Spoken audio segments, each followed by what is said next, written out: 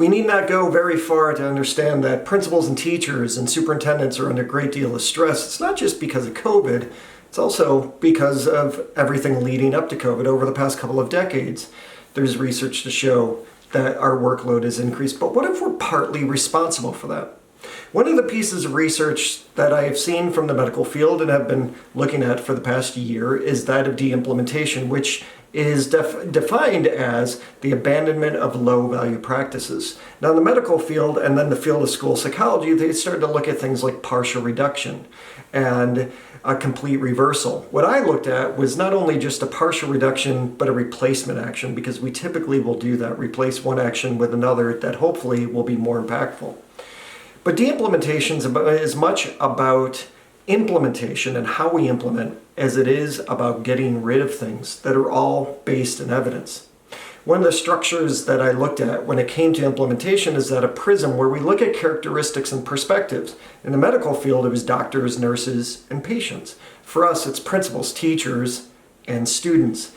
But one of the important things there is that of maintenance. We don't always maintain very well. We get an initiative going and then we move on. Maintenance is really important to any implementation because that's where we actually see whether it's impactful or not. And if it's not impactful, then we can de-implement. Now, in the work that I'm doing, de-implementation comes down to two areas: informal process and formal process. For the informal, it would be things like reducing email, minimizing the number of meetings we have. So many meetings are not impactful because we have too many. We could have fewer that could go deeper into learning. That's not something you need a formal practice for, but it is something we do to ourselves that we can actually start to de-implement. The second one is more formal, and that's where we're going to look at grading practices, things like going from traditional grading to standards-based grading, or going from zero tolerance policies to more equitable practices.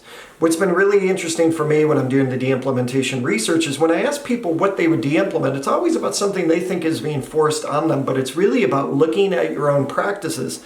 Are you so willing to give up some of the practices you're doing if you're finding evidence is showing that it's not impactful? And why should we do it? Because of two reasons. Number one, we need to be more impactful in the classroom or our school.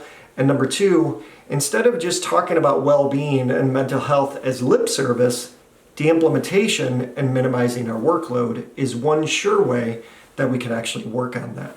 And it's an evidence-based approach.